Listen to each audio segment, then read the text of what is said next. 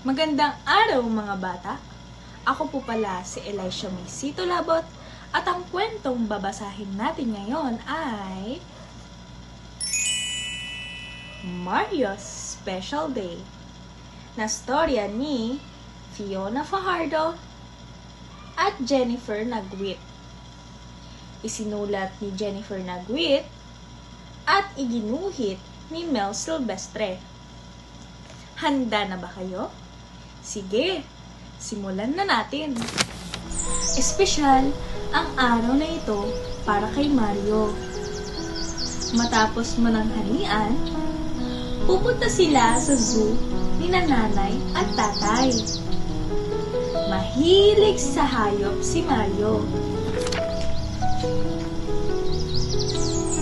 Tumunog na ang orasan. Oras na para gisingin sina nanay at tatay. Sumilip siya sa kwarto ng mga magulang niya para malaman kung gising na sila.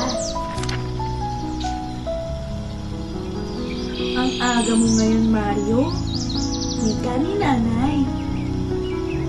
Hindi makapaniwala si Mario sa nakita niya. Sa loob ng kwarto ay mayroong isang elepante at dalawang tigre.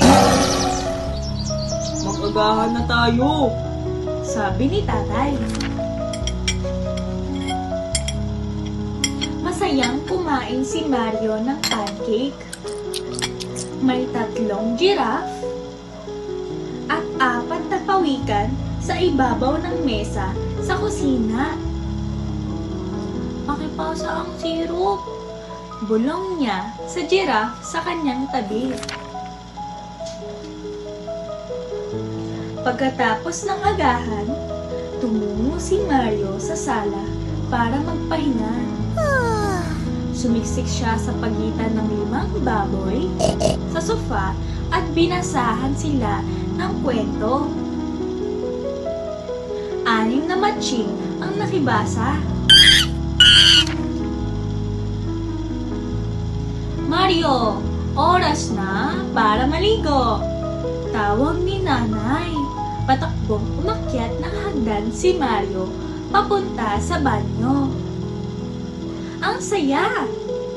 Ngayon lang siya naligo kasama ang 7 bibe at 8 isda. Pagkaligo, tinulungan siya ni nanay magbihis. Ninitian ni Mario ang 9 na aso at 10 pusa sa kwarto.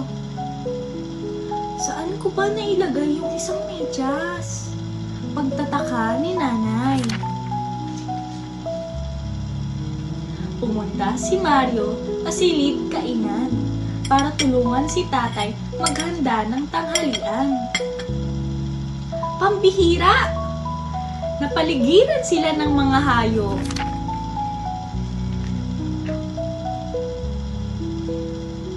Sabi ka na bang pumunta sa zoo? Tanong ni tatay kay Mario. Tumingin si Mario sa mga hayop sa kanilang paligid at tumawa. Tunay na ang espesyal nga ang araw na ito.